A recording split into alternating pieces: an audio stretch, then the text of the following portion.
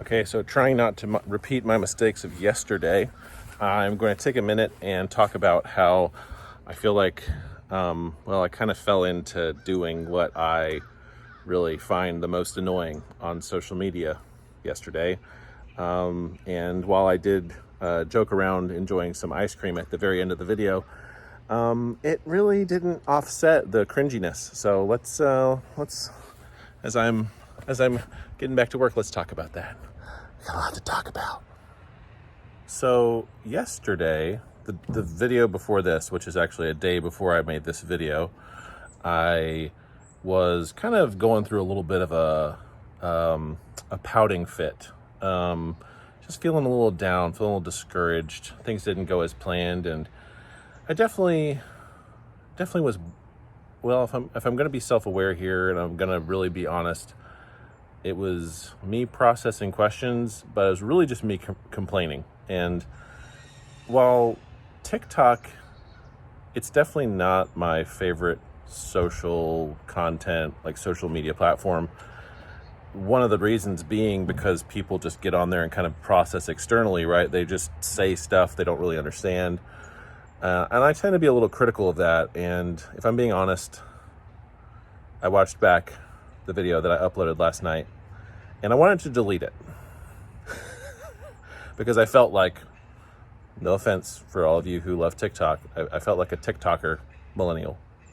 Millennials who just talk for the sake of talking. And I definitely talk, but I always hope that I have a point to this and that there is some sort of help or there's some sort of story here. There's some sort of overarching, like over time, I can share who I am. My kids can get to know me better specifically, and maybe you, and that may help you if you're not my kids watching this. But I felt like I fell into it. I fell into the trap, the good old millennial trap of like, hey, let me just find a platform. Let me find a space where I can just whine a little bit. And then I decided I'm not going to upload it. Or, sorry, I should have maybe considered that, but I'm not going to delete it. And I'm making this follow-up to just say, hey, look, this probably looks familiar. If you saw the video that came before this, I'm back at the same house. The equipment is repaired. It's working. I quit in the way of like, I wish I would have worded that differently, but I stopped myself when it was good, but I didn't quit when I wanted to. I did all the concrete washing last night after I finished filming that video. I went home later and kind of edited it together and uploaded it last night. That's Taco 023. And I uploaded it, and so I'm back. It's okay. I'm fine. And I'm going to make this as a follow-up to just say, hey, you know, I wish I would have worded that differently. I don't mean like quitting is not good.